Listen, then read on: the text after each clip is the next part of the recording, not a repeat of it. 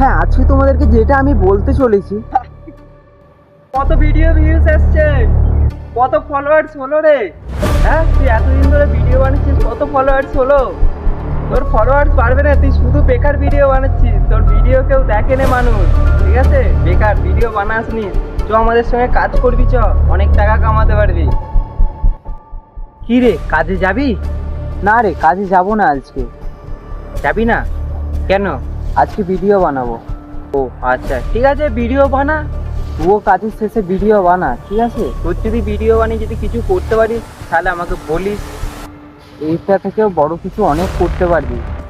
আমি তো ভিডিও বানাচ্ছি না, ঠিক আছে, তুই বানা, তোর লাইফ এখানেই নষ্ট হয়ে যাবে। বানা, আমি চললাম।